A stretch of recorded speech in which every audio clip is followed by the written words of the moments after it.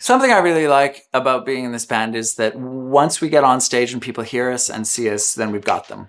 Like, it's just the experience of being in this band. Whatever stage we get put on, we can get the audience.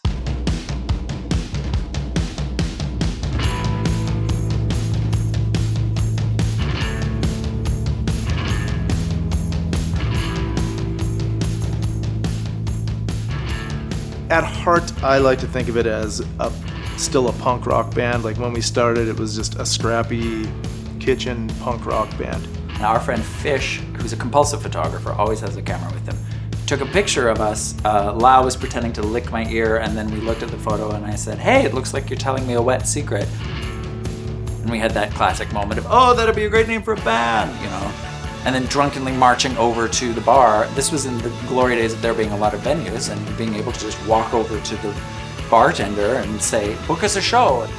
You know, waking up the next morning and calling Lyle and saying, it's a great idea, but I'm like really busy these days.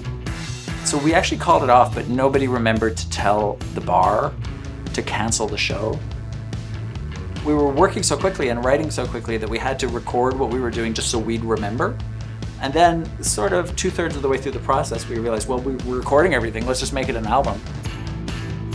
The Wet Secrets was very much a side project for quite a while and just a fun thing that we were doing, but it was never our main focus. So when Trevor and I decided to, like, we had a little meeting and we're sort of like, let's really give it a go with this thing.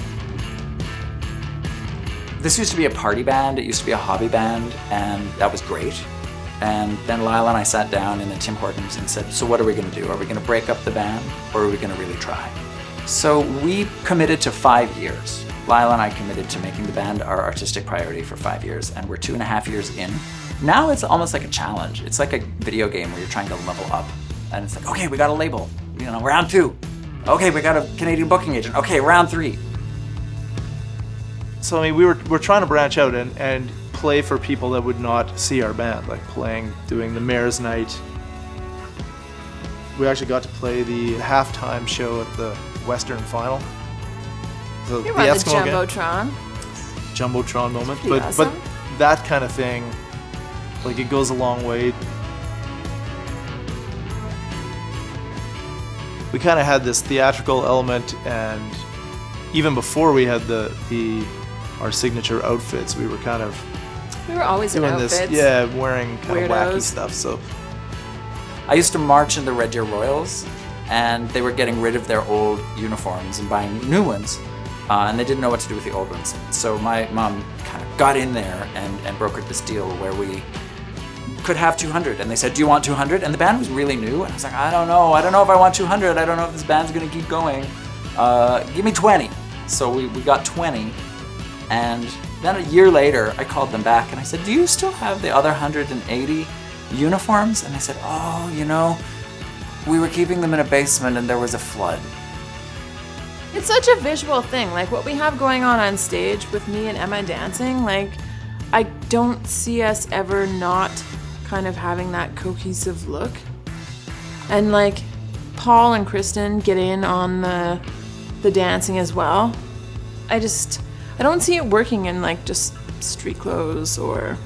I mean, I never played in street clothes ever. No. It was always like the dress up factor. Being in the prairies, it is a hard place, like to try and have a career, really launch yourself from Edmonton or Calgary for that matter. Probably even more so from Edmonton. Edmonton seems to have an eternal underdog status. It's financially disheartening to try to break a band from here. We're really lucky in that Six Shooter Records is run by expat Albertan Shauna DeCartier, who knew us from before she moved to Toronto, believes in us, wants to put out our records. But if she were just every other Toronto label, they'd see this band in Edmonton of 6 people and think that's never going to work. They're going to bankrupt themselves. I'm not getting on board there. So we're very lucky to have a label in Six Shooter. And through their support, now we're really trying to get the music heard in America, running radio campaigns, hiring publicists, going to South by Southwest and investing like the $20,000 it takes to go and play at South by Southwest. Like, that's an expensive plate of barbecue. But if you can get a US booking agent out of it, it's worth the trip. The Edmonton scene, I think, is still strong. It's always like young and fresh crop of cool bands. Again, that just as I'm getting to appreciate it, they are gone. If we can get more shows where we're playing for larger crowds, then it will build exponentially. But if we need to keep doing grinder tours and paying our dues for 7, 6, 5 people at a time, like, we're gonna do it. And that's what I like about this band, is we have fun even just playing for and with each other. I'd really like it if we could get to the place where we were not having to have day jobs. I mean, that's every working artist's dream, right? Is don't have to have a day job. Be able to support yourself and pay your rent by doing your thing. My goal is to get it to a place where everyone in the band could just, be doing the band full time. I would love that, and that's a major goal of mine.